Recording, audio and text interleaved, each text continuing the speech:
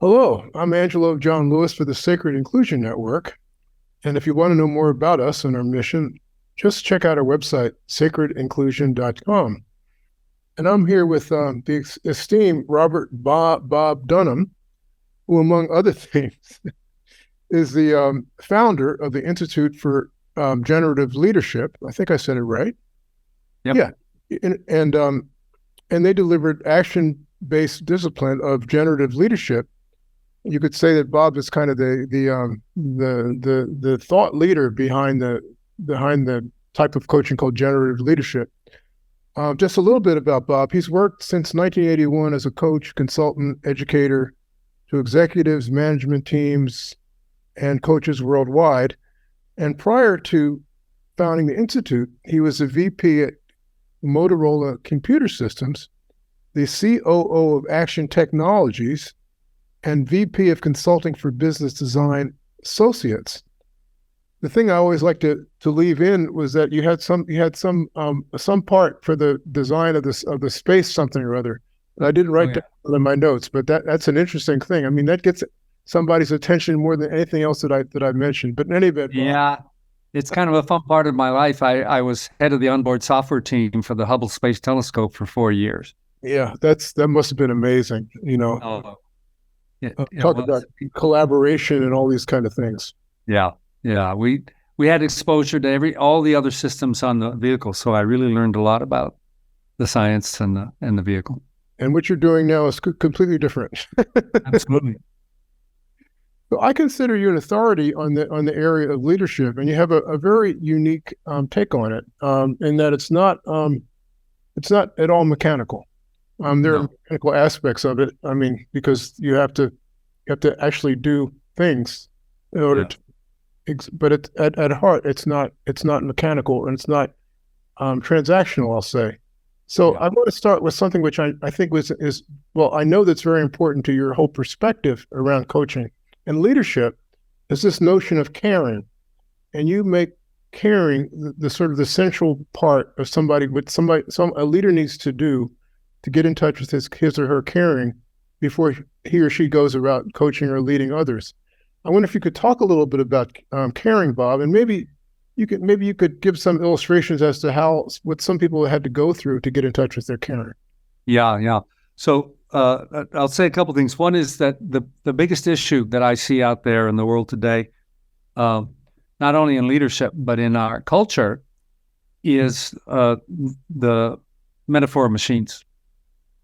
Yeah. That our culture has become in love with machines and process, and so we even think about action as somehow physical and mechanical. You even said that, like leaders have to do stuff, but human beings are not machines, and when human beings act, it's not the same. It's a biological event. It's a meaningful event, and we need to come back and as a culture and start with being human, not start with, are we good enough machines? We try to make ourselves into better machines. So we have this question, if we're going to start with being human, it's a good question to start with. What is it to be human? What is a human being? And I lived with that question for many, many years. The best answer, when we ask these kind of fundamental questions, the kind of answer we're looking for is an answer that not only is illuminating, but allows us to make choices and take action. And so the best answer, we would call that a generative answer, one that you can generate from.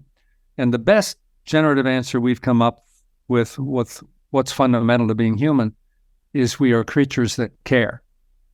And so it's not only for leaders, it's for us as human beings. Our care is fundamental to our life experience. It's fundamental to our action. It's fundamental to our judgments and choices. And so let me talk a little bit about care and then answer your question about finding care. First of all, care, the way I would say why we have care. We have care because as human beings, we live in language. And because we live in language, we have a future. The future is no place to go. It's not here yet. So where is it? It's in our stories. The future is always a story, and it's here and now. And if we look at the fact that as human beings, we live in futures, there are futures we want and futures we don't want.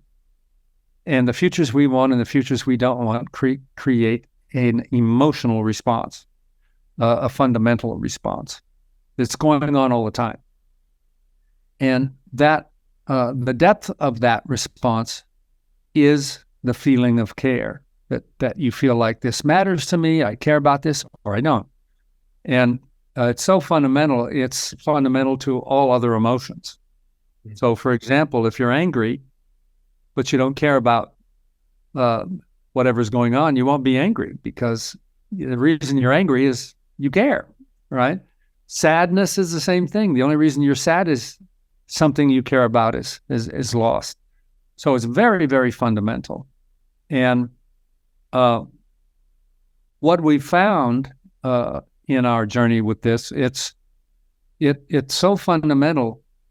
And it's totally practical. We kind of think, well, it's emotion, it's internal, and therefore it's like not part of the external world, but it totally is.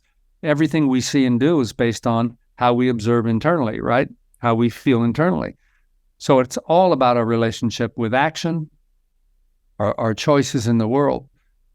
With value, for example, value is an important part of life. We want to be engaged and make choices for what we value. But if there's a valuable outcome and you don't care about it, it's not valuable to you. Care shows up. And then satisfaction. I think most of us want to have a satisfying life, and here's an outcome that's really satisfying, but if you don't care about it, there's no satisfaction.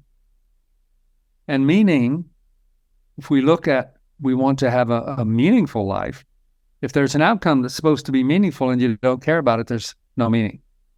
So we begin to see how fundamental this is. Without care, you don't have joy, right?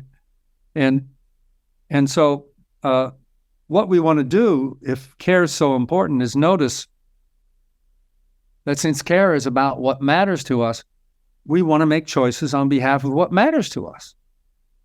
We want to produce the best possible future, the best possible life, the best, most value, satisfaction, and meaning. And unfortunately, it's a blind spot in our culture. We don't honor care. In fact, we don't honor the internal life much at all in our current culture. It's all about external action, external results, and whether you like the thing out there. And so we've learned in our leadership journey, first of all, the leadership journey is a life journey. So we not only start with being human, we start with life. Leadership's on top of that. And when we make leadership primary, we can sacrifice our life. So we need to put things in proper order. And so if what we care about is fundamental to value, satisfaction, and meaning, and care is fundamental value, satisfaction of other people, it's the foundation of business. You can't be successful in business without value and satisfaction. And so all of a sudden, we're seeing the foundation of business itself is rooted in human care. Now, whether you take action and choose action, you either take action that's taking care of what you care about or you don't. When you don't, you've gone mechanical. I'm doing this because I have to. I'm doing this because I'm obligated. I'm doing this because it's part of my job. I'm doing it, but I really don't freaking care. But when you transform action into taking care, that's the link. The internal state that determines our external choices for external action is the transition from care to taking care. And what do we want leaders to do, and what do successful leaders do? They take care of something that's cared about. They produce value, satisfaction, and meaning. And so we've learned through that leadership is not being a better technician. It's not being a better machine. It's not being a better sacrificer. It's about inspiring people to what do we want to care about together? What do we want to commit to together? And good leadership and good teamwork is about creating the future together that matters to us. And this is totally relevant for whatever job you're doing, because it's not about the content of your work. It's about how you deal with it. So any team, for example, we start with, what does a team care about? And they say, well, I got a job and I got to pay a mortgage and I care about getting paid. Well, okay, that's not a terribly exciting career path.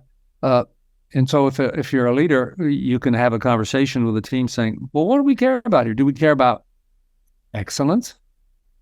That could be interesting to take care of in our work. Do we care about learning? Do we care about growth? Do we care about our customers? Are you getting the point that we can take any job of content and bring our human meaningfulness to it? So given how crucially important this is, you see, when you get connected with your care, it becomes a GPS for your life. It becomes a GPS for your career. Why would you select a path that you don't care about? Well, some people do that. Wow, I want to make a lot of money. Well, why do you care about that? And some people care because they want to do something good with it. A lot of people want to make a lot of money because they don't have anything better to do with their life, because they're disconnected from their care. And that's when we wind up with negative leadership and toxic organizations. It's all about the mechanical, the mechanics, and we've lost connection with what we care about. And care is fundamental to your aliveness. You know that you care when you feel alive, and you know that you're disconnected from care when you feel kind of dead or empty. So how do people take on this interpretation? And what I've been doing this now for a few decades, and what we find is, in our culture, because it's not a question we live with, we ask people, what do you care about? Most people don't know. They actually think it's kind of a weird question. It's kind of personal, and but it's not really important. And when we show them what care is all about, say, oh my God, I guess I should pay some attention here. But I don't know what I care about.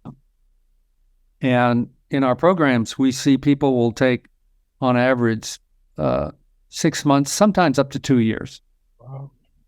In the discovery, because it's not trivial. It's very deep.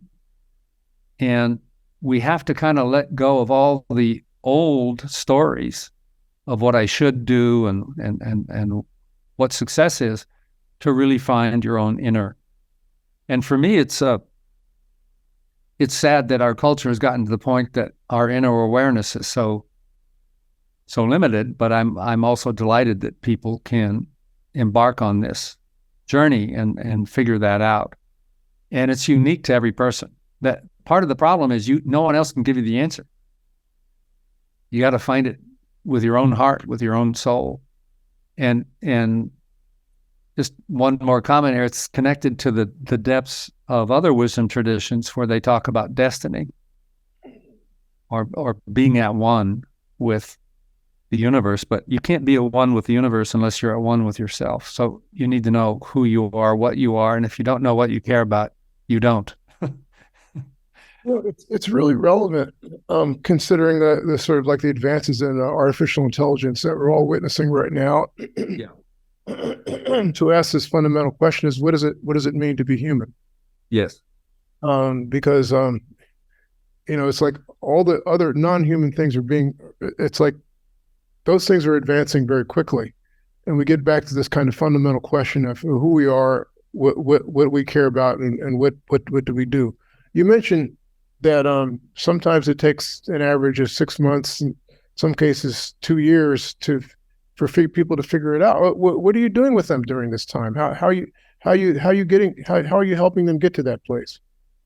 There's various practices that we encourage people to go through. One is just having the conversation with other people, because our culture has a number of constraining habits it puts us in. One is you should do things alone. You should figure it out before you hide these internal personal questions. And so the first is have it as a conversation. The way to begin to really get a sense of what you care about is to reflect on, well, what are the moments in life that you've been most alive?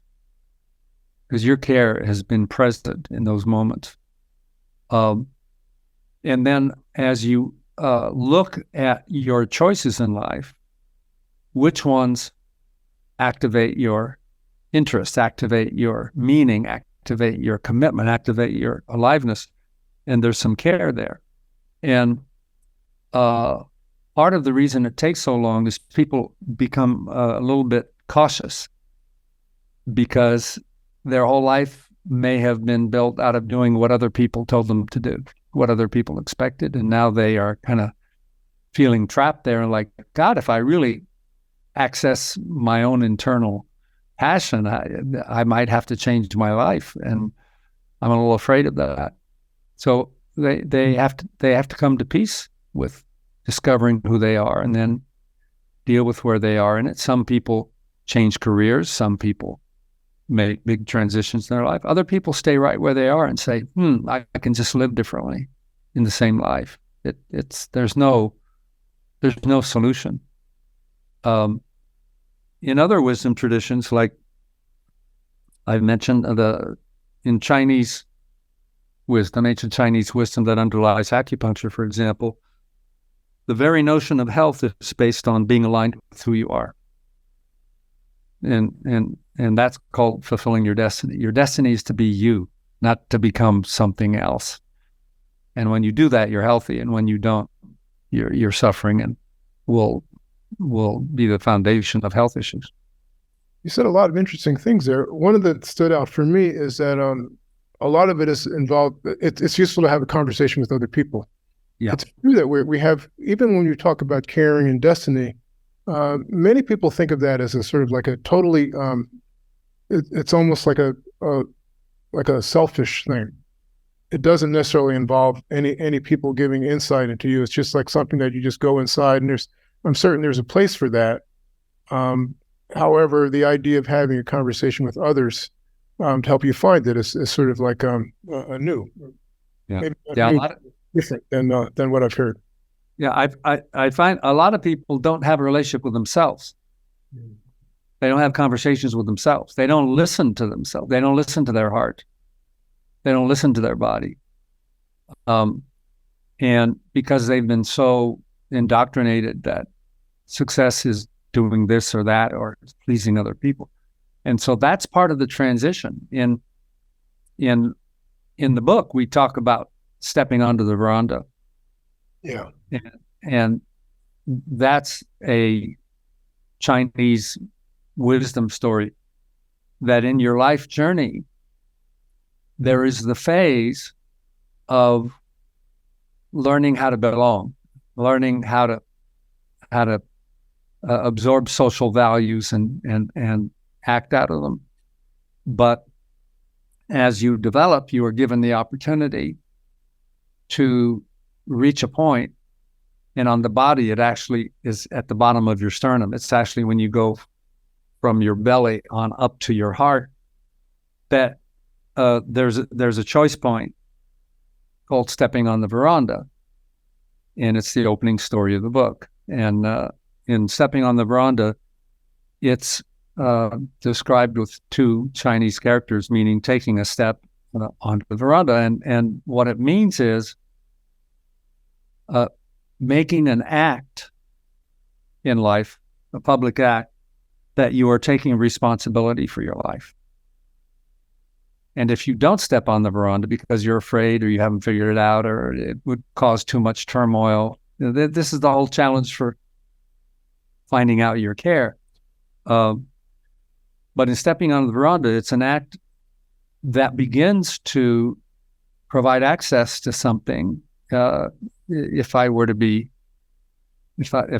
try to be more modern, I'd say connect to our superpower of commitment. You see, care doesn't manifest in action until it informs commitment.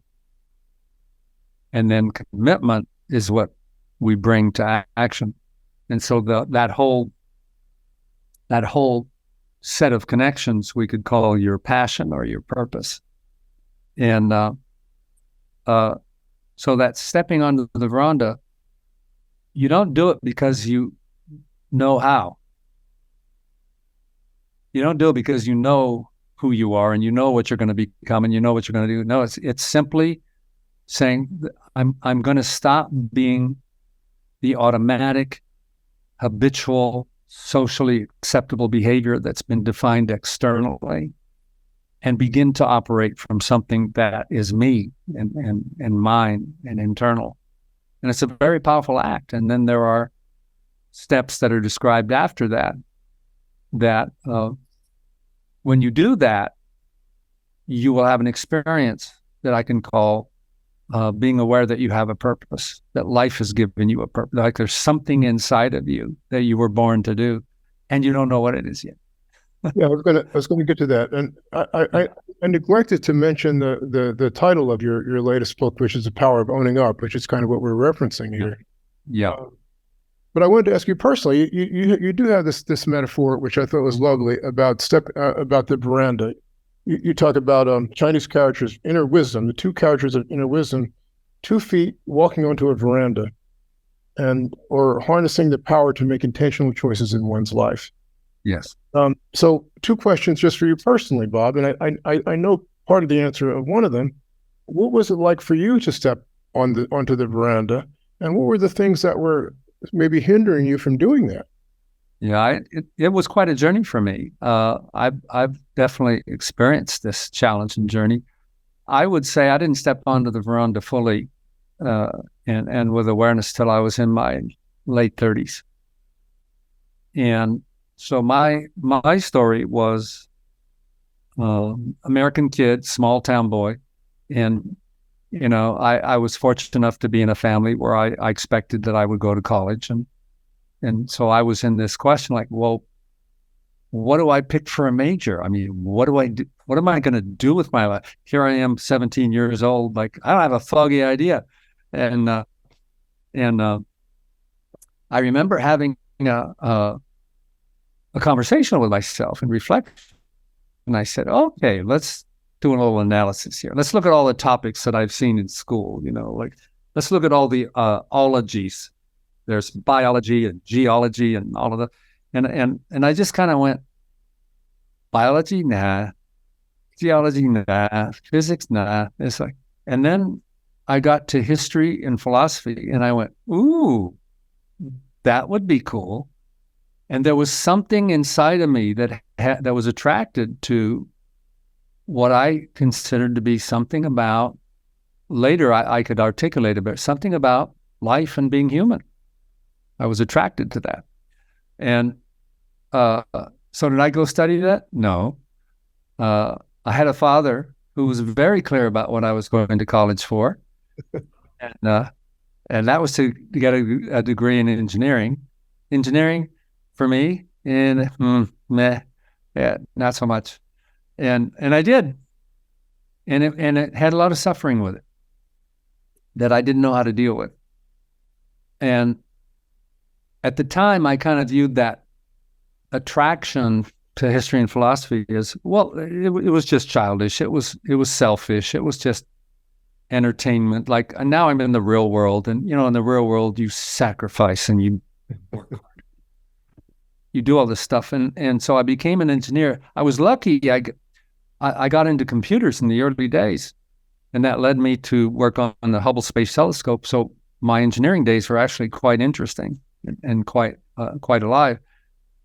And I went and after working on the Hubble Space Telescope, I took a job in Silicon Valley, being a computer programmer. Wound up getting into management, and found that working with people is what turned me on.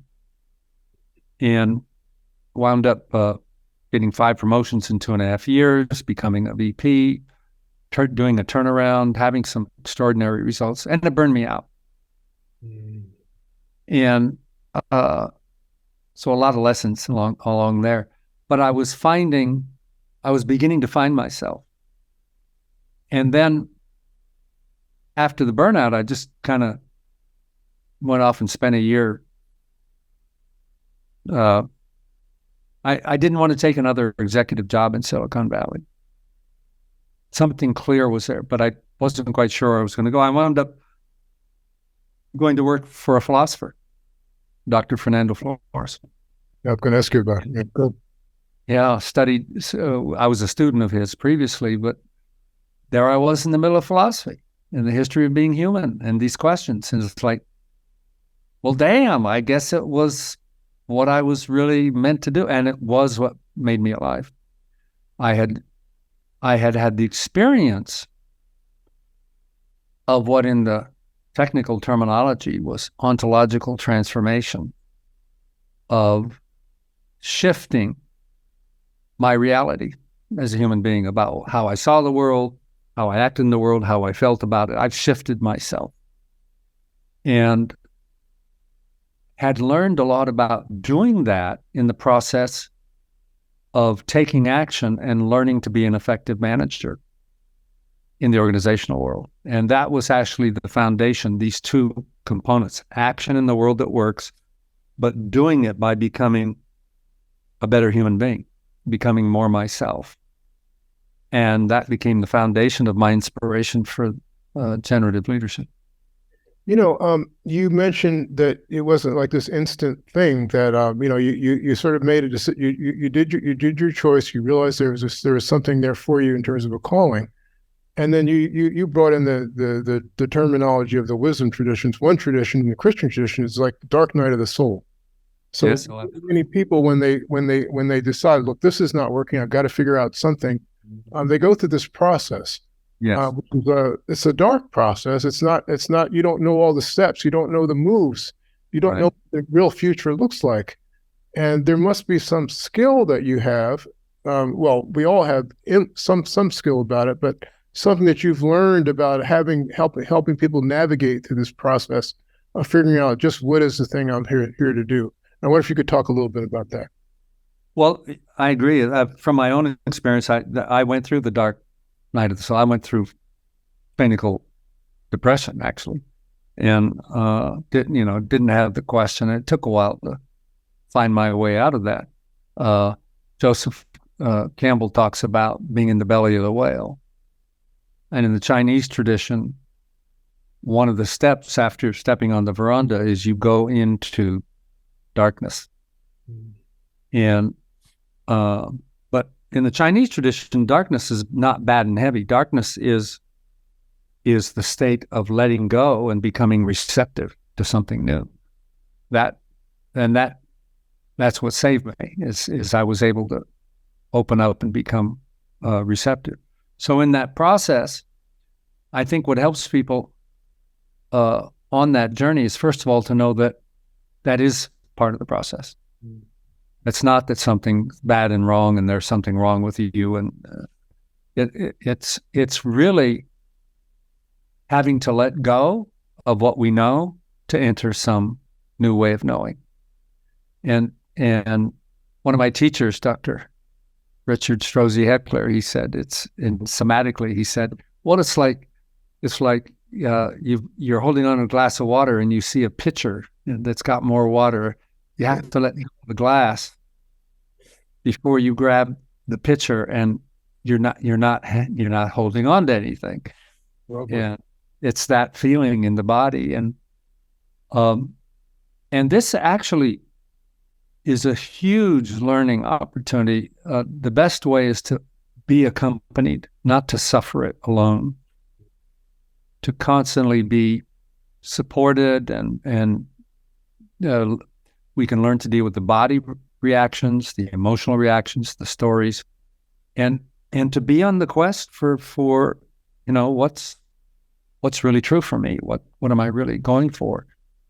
And once we've been through that, it's a huge gift for ourselves as human beings, but also as leaders and for organizational life, because we know that we can create in the middle of not knowing.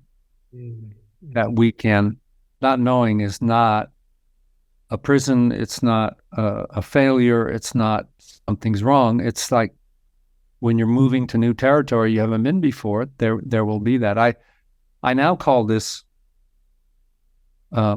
place where you enter that experience both deeply and profoundly personally, but also just simply dealing with not knowing something as a leader or in work. I call that the edge.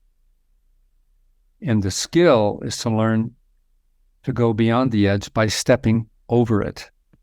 Because the temptation is to want to stay in what we already know. The temptation is to stay comfortable. The temptation is to not go to what's new because it's new. It's like you're going to have to let go of something. And when you see that that's a process, you can actually get very good at it. And people we call innovators, entrepreneurs, extraordinary leaders, they're good at going beyond the edge. Yeah, that's very very sage. In all the complexity that comes about in life and in business, often you're in a place where you just don't know. Absolutely. And the old skills that you've had are not going to be that useful. Yeah, I need to share something there, because there was a moment in my teaching career where, for some reason, I had a period of time over several conferences where people were saying this over and over to me. Well, Bob, I'm in a new situation. I don't know what to do. I don't know what to do. I don't know what to do. And I finally got clear, because for me, I was saying, what's the big idea? What's the big deal? Why are you frozen? And then I said, you think you have to know in order to act. And that's the problem, because not knowing is a place to start action. It's not a prevention of action. We explore, we learn, we get help, we prototype, we experiment, we innovate, we invent. I mean, it's like there's hundreds of things we can do when we don't know. What we want to do is get out of the fear of not knowing and understand that when we're at the edge of the unknown, we're on the edge of possibilities. Yeah, it's a humility that's an inherent humility that's involved. Yeah. All the degrees that you have, or all the things that you study, they're useless. So what am I going to do? Am I going to just keep using these kind of levers that I've used before, or am I going to be humble and say I don't know, and I'm going to listen to find out what the next step is. Yeah.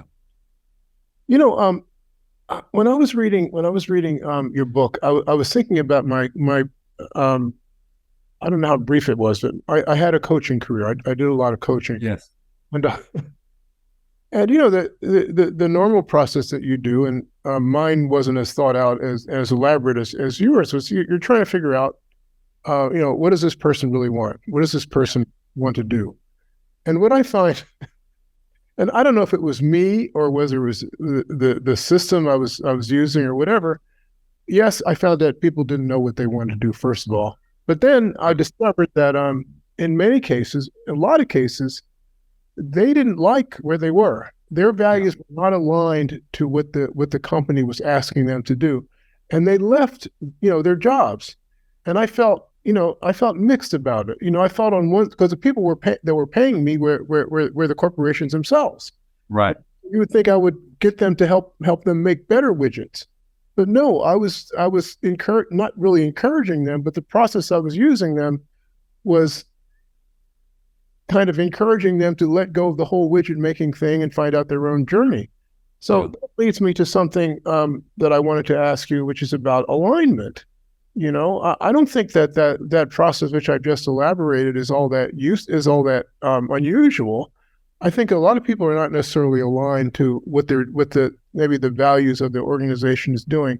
So I don't know. This is sort of an open-ended question, but first of all, how do you find your alignment? Many times you're in the midst of a job, as you were, that maybe you were successful at it, but on some deep level, it wasn't working. So how do you find your alignment? And, what do you do if you're in a situation, you have to serve the situation to a certain degree. It's not really all that polite to just say, chuck it. I just don't, I don't like this anymore.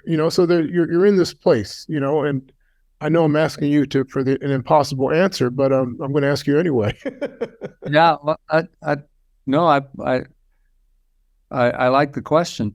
So if you're going to align with a company or someone else, you have to align with yourself first. So the first job of alignment is, am I aligned with myself? Because a lot of my suffering may not be the situation. It may be my struggles with myself, to not know who I am and not know where I'm going and not know what choice I should make. And so you align with yourself, and there's also the process of finding your freedom, that your work is a choice. Work is a choice. What you care about is a choice. What you commit yourself to is a choice. And when it becomes about do I stay or leave, I think it has to do with, well, what's your purpose in life? What's your passion? What is your life about? And does that align with what the company's doing? But it's really, in my case, it wasn't about what the company's doing. I was never all that passionate about writing great code and building computers. What I was passionate about was having the organization functional, having the people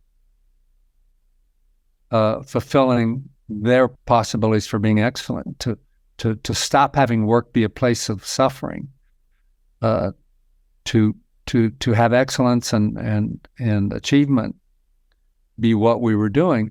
And so I didn't need to align with the content of what the company was doing. I aligned with the fact that the organization was a group of people, and I wanted to work with groups of people. So it worked for me. Now, if I'd had a different passion, I wanted to open a restaurant and cook great food, then I would have left. And I think that's what leadership's all about. Do you want to work with people? Do you want to have an impact on people's lives? It's not simply being the lever puller of the company. It's about people. Leading is about people, and the results come second. When that is not understood and it's the results first, then people are usually treated pretty badly. Mm-hmm. And it's good that people leave. So that's just another example of, we got to start with being human, and what is human life, what is human action, and what is value. You want to have an organization where people want to be there. Yeah, I would think. And are passionate about what they're doing. But again, it doesn't have to be the content of the work. It can be the context of doing great work together. Mm-hmm. Yeah, and we're going to talk about this in a little bit. You're very eloquent about the art of conversation, and I'm thinking back, to my own experience. We're talking about, okay, maybe I should leave the company or something. I remember I had a sort of a VP I was working with, and it was clear that he was on a different place than what top management or the CEO in the company was. So I remember facilitating a conversation with him and the CEO, and in that conversation, it became clear that you're not really in the right role here. Maybe you could be in a more technical role, or maybe you could do something out of the company or whatever. But it was a productive conversation. It wasn't like, I hate you or whatever. It was like both parties were discovering what is required here. What are we both passionate about? And you're not passionate about it, so maybe you shouldn't be doing this. Yeah, it wasn't a negative thing, I guess is what I'm saying. Absolutely. I think,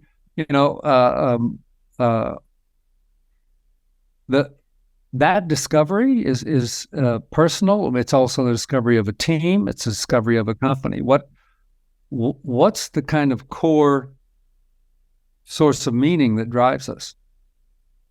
And if we don't have it,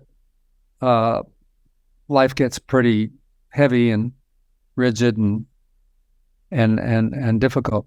Even when people are successful externally, like making a lot of money or being a founder of a company and cashing out, that doesn't mean you're living a good life. Yeah. A lot of these people have divorces and have addiction problems and health issues. A good life has to do with, being alive and fulfilling a meaningful purpose that you've chosen.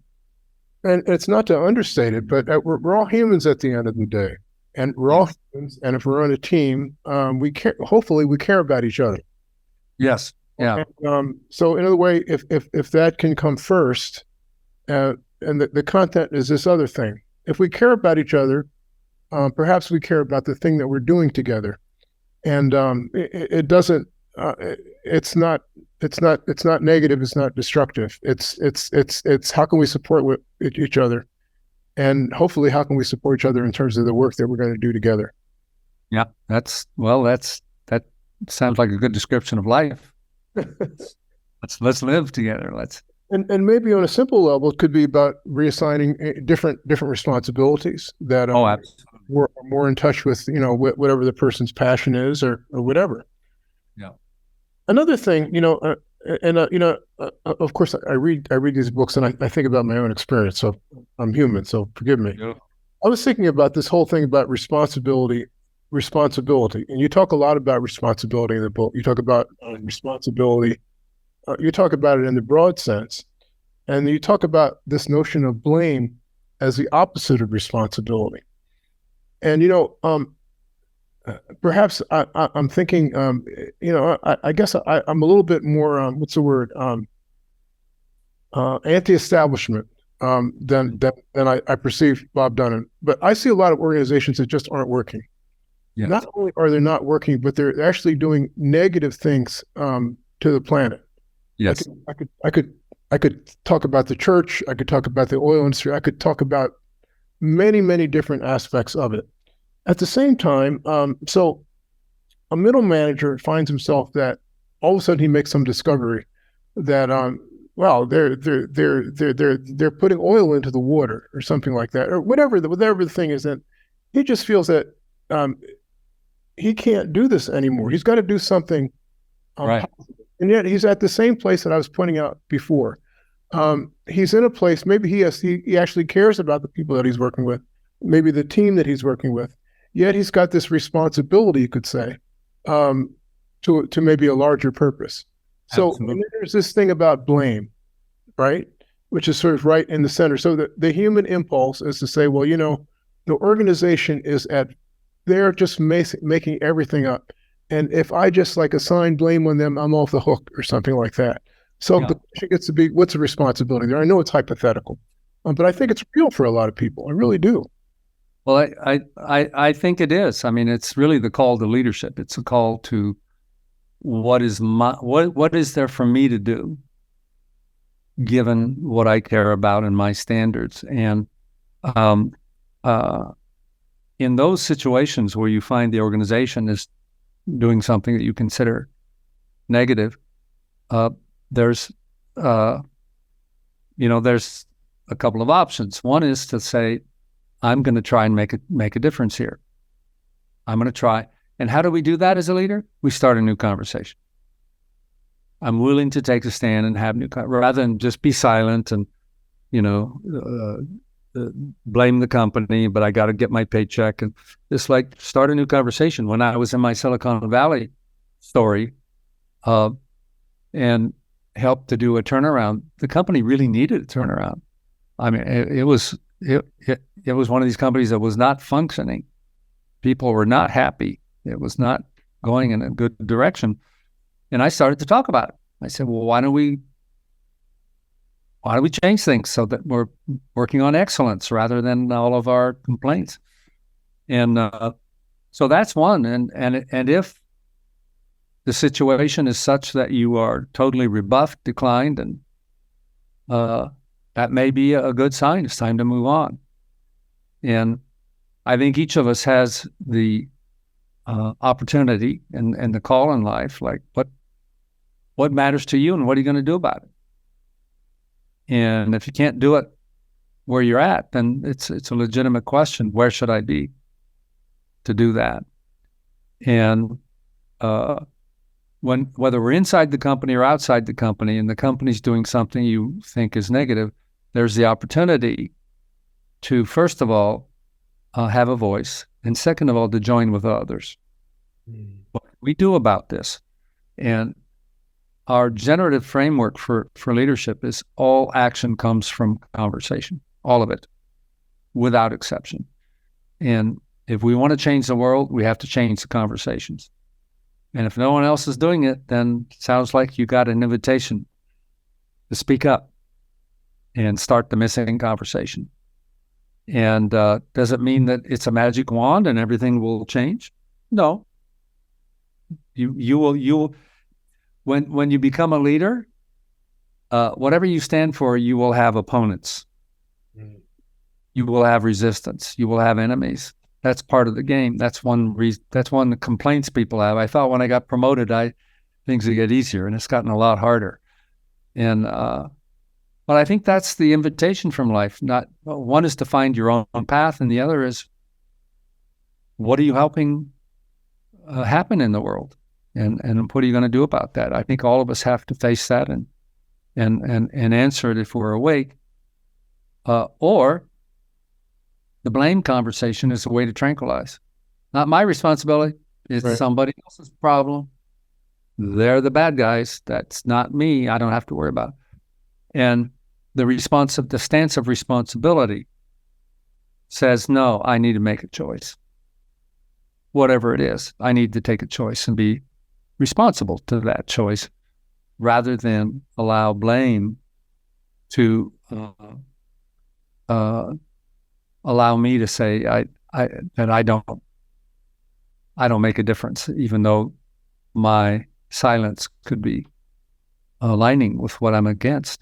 And yeah, that's so wise in a way. How many organizations have you been? I've been in so many organizations. Everybody's just saying, well, they don't get it, and then people just go on. They're sort of like it's sort of mummified. And they're doing their functions at about 10% or something like that. And everybody is just like, there's this blame game. It's like universal in the air, and nobody even I've seen it so many times. Yeah, I agree. That goes back to my earlier comment. I think those organizations are trapped in the mechanical metaphor. The machine. I don't know. I don't know how to make a difference. I mean, no, it's not. It's a network of people in conversation. My voice can matter. Yeah, and even in the sort of hypothetical thing that I laid out, the first thing is to have a conversation. So as opposed to just chucking it all, I'm out the door or something like that. Maybe other people have the same. You don't know until you have this conversation. I do want to talk about this because I think it's like it's a core aspect of your work. This thing about conversation, and what you call I'm not going to use the right word, the ontology of conversation or something. And I know that at some point you got involved with the Newfield Network, and I just want you to maybe walk me through how this is transformative for you. And maybe we don't necessarily have to get into all the kind of the weeds of it. But I know that the art of conversation and what you've learned about it is core to what the thing you're talking about in terms of generative leadership. So I'd just like you to just address that a little bit. Yeah, the work I began with was created by Dr. Fernando Flores, and I was first exposed to in 1981. And I attended a workshop he designed, and they asked a question. They said, "What is action?" And I was kind of shocked by the question. And I was kind of shocked by the suggestion that I didn't know. And yet when I came up with an answer, I said, well, I don't know if my answer's what they're looking for. So I'm very curious. And they proceeded to change the world with their answer. They said, action is commitment. Commitment is what shapes all behavior. What we call action, I would now call activity. But action is driven by commitment. You do what you commit to. Even if you're doing it half-assed, you have a half-assed commitment, right? And so how does commitment get created? It actually does get created in conversation. If I ask you to do something, I'm asking you not simply to do it, I'm asking you to commit to do it. And so all of a sudden I had this whole world show up of, my God, conversations are what's producing action and results.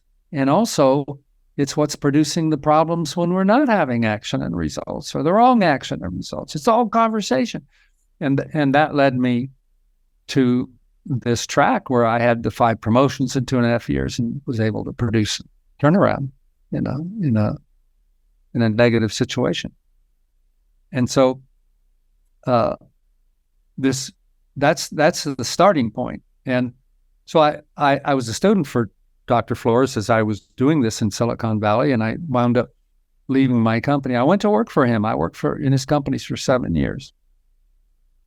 And I met Julio Alaya there. He was also working in Fernando's company, and we worked together for 86 to 90, pretty way back. And then I met Julio again in 2006 when I was striving. I was in the middle of some of my life breakdowns.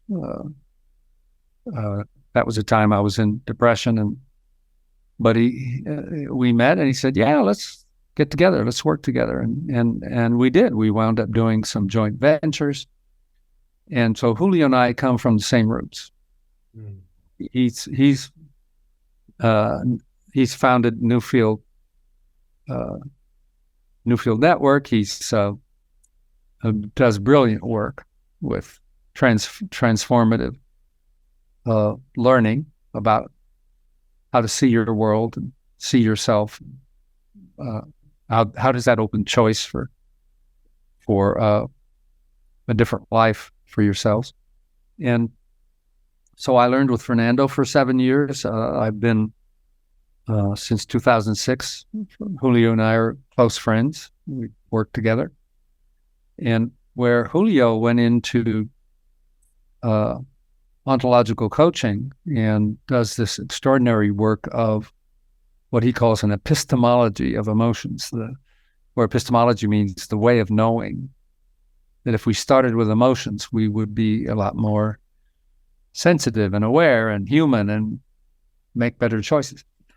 I include all of that, but I went and focused on what I had experienced in my management career, my Silicon Valley experience, and said, I really want to go and start with the foundation of action. What is the ontology of action? Well, the ontology of action is the ontology of conversation of certain kinds. What leaders do to produce action is have certain conversations. And the domain of leadership is a conversational domain, and conversations are not words. Conversations are interactive experiences. It's a full body contact sport. It's body, it's emotions, it's background, it's listening, and it's extraordinary. Once you see the domain, you can learn it. And so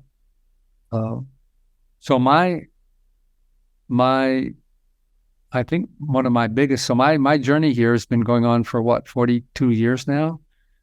And perhaps the biggest gift I got from this journey is lifetime learning. I don't stay with what I already know. I'm always at the edge of my questions. I never do the same conference twice. We cover the same content, but the context in which we're dealing with it is also always a domain of experimentation and learning for me. And that leads me to the inspiration for all of this, for me, has been captured by the word generative. That as human beings, we generate life, we generate the future, we generate action, we generate results, we generate our experience, we generate value, meaning, satisfaction, or we don't. We generate the opposite. And so my inquiry is by how do we become aware, wake up to our capacities as human beings that we're already generating, but because we're not aware of it, we don't do it very well. And if we do become aware of how we generate, and that's kind of the study of generative leadership, then we can create better results, a better future, and a better world, literally. So last question, Bob, and I can testify, having talked to you. I think the last time we talked was about a year ago. You're onto a new place. I can see that you're practicing what you preach, and I want to know how you keep yourself generative. What do you do to we all have days where things don't seem to be working as well as we'd like to. How do you keep yourself fresh and on Absolutely the pathway? One of our principles, I'd probably categorize it as somatic skill, is awareness. Awareness creates choice. If you're not aware of something, it doesn't exist for you, and therefore you have no choice about it. So I work on my awareness.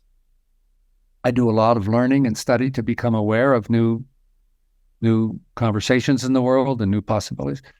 But perhaps my core practice is self-awareness. I'm aware of what's going on in my body. I'm aware of my emotional state. I'm aware of the conversations and chatter going on in my head.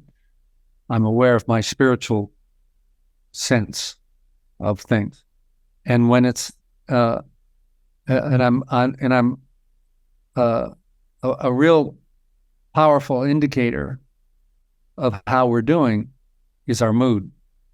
It's open or closed, up or down, sideways. And when our mood's bad, we always have a good story. Yeah, I'm feeling crappy, and this is why. I got a good story about why I should feel crappy. And I've been working diligently for decades on how do I bring choice to that moment and say, do I choose this? If it's not what I choose, what can I do with my body, with my emotions, with my story, and my spiritual orientation that can shift not just my experience, but how the world shows up to me, what possibilities open, and what I can do and contribute. And so self-awareness, I check in every day. The other practice I do is I get really bored alone, hanging out with me, and I don't find myself terribly interesting. So my other practice is be in conversation with people and simply be alive, because every conversation can be a miracle. And for me, I found that's available when you're talking to other people and they bring another pair of eyes. And so I talk about these things all the time with other people. And then we have more structured practices, like writing down my commitments and then looking at them and saying, what's my relationship with those today? How am I doing? Do I even want to stay committed to them? What am I, is this the life I want to create? And constantly reconnect to my power of choice in the moment. So the name of the book, the latest book, is called The Power of Owning Up, which is available on Amazon. And Bob has led our network through a series of conversations. I'm going to invite him to do another one. He doesn't know this, but I'm going to. Oh. Anyhow, Bob, it's always a delight. I always learn something from our conversations, and I really appreciate you taking the time. Thank you. It's always a pleasure, Angelo. Thank you so much. All right. Alrighty.